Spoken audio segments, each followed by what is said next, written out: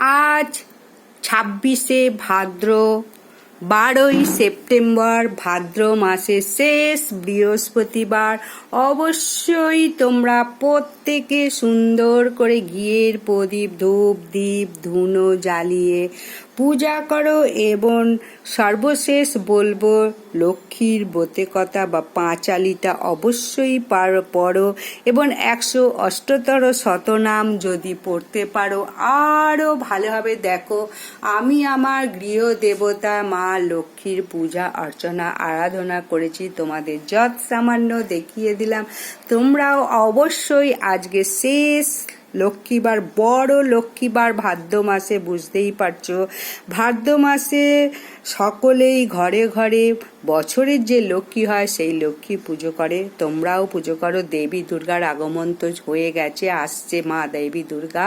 অবশ্যই সুন্দর করে এবারে মা দেবী দুর্গাকে এবার আহ্বান করো।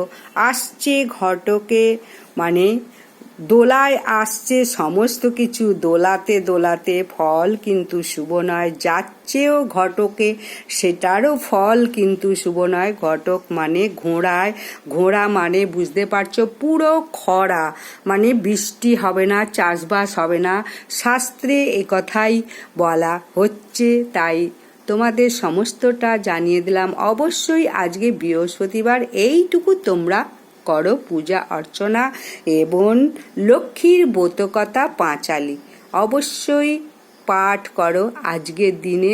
গৃহে দেখো, হু হু করে তো লক্ষ্মী ঢুকবেই এবং কোনো রকম অশান্তি হবে না। গৃহে একটা শান্তির পরিবেশ সর্বদা সদাই থাকবে। শঙ্খ বাজাবে, উলুধ্বনি দেবে, দেখবে মা লক্ষ্মী সদা সর্বদা তোমার গৃহে বিরাজ করছে, কখনো গৃহ থেকে যাবে না যদি মা লক্ষ্মীকেই কাজটা করতে পারো। আজকে তোমাদের একটা কাজ বলবো, বৃহস্পতিবার কেন, যে কোনো দিন কাঁসার পাত্রে ঠোকাঠুকি লাগলে সঙ্গে সঙ্গে মা লক্ষ্মী কিন্তু চলে যায়। তাই কি করবে তোমরা, হাতে হাত দিয়ে ধরবে সেই পাত্রটাকে, তা না হলে যত দূর আওয়াজ যাবে সেই পাত্রটার আওয়াজে সঙ্গে সঙ্গে মা লক্ষ্মীও গৃহ থেকে চলে যাবে। খুব সাবধান কাঁসার পাত্র থেকে। ঠোকাঠুকি লাগলেই দেখবে একটা বিশাল আওয়াজ হয় ঠং করে, সেই আওয়াজ হলেই মা লক্ষ্মী চলে যায়। তাই সাবধানতা অবলম্বন করো, সঙ্গে সঙ্গে সেই পাত্রটাকে হাত দিয়ে ধরো, তা না হলে কিন্তু ঘোর অমঙ্গল, মা লক্ষ্মী তোমার ঘরে থাকবে না, বিরাজ করবে না।